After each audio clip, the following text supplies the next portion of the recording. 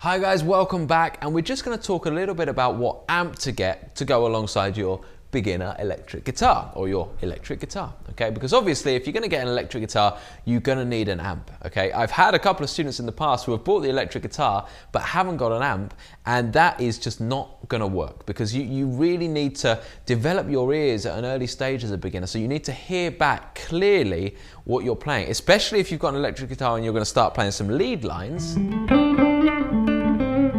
You know, you need to hear what these sound like properly through an amp, not just, you know, acoustically where you can't really hear anything properly, okay?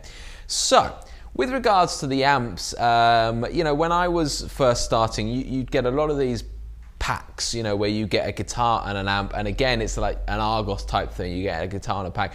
They do still do that, and they do, some of them are okay, but I would suggest buying the two separately, okay? Getting an amp separately and getting the guitar separately, because you tend to be able to get a better combination. You might spend just a little bit more, but you tend to get a much, much better combination that will last you a lot longer, okay?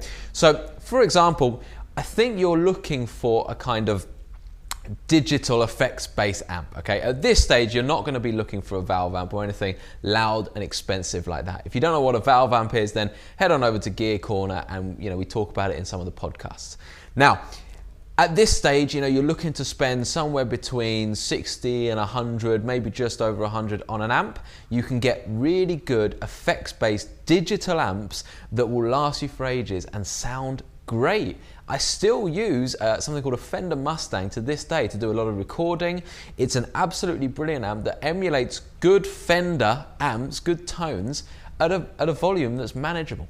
So you've got kind of companies like Line 6, like I said, you've got Fender Mustangs, you've got the Marshall MG series, loads of stuff, and they're all fundamentally digital amps which have got loads of cool effects on them, so reverbs, delays, you know, you can pretty much dial in any tone you need. You can get cleans, you can get distortions.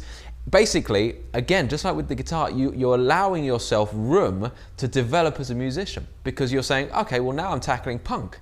And suddenly I'm really getting into punk. And as it happens, you've bought a guitar and an amp that can do that sound between them, okay? So that's why it's so important to find something that's nice and varied like that.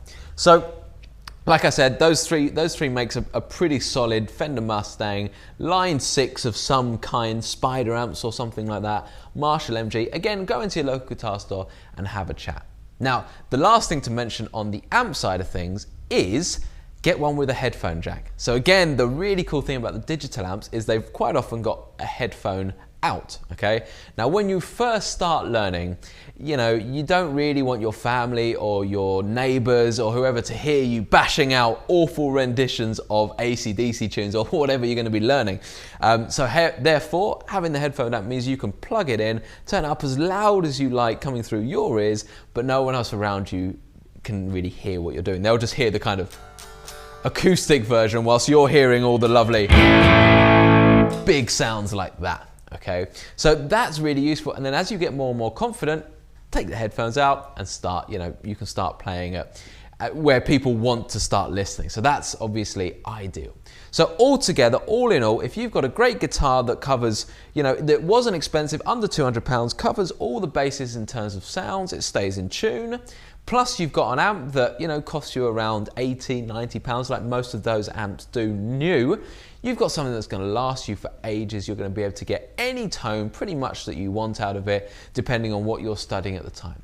So that's what we suggest. And to finish off this little mini course next time, we'll just talk about the accessories that you need when you start learning.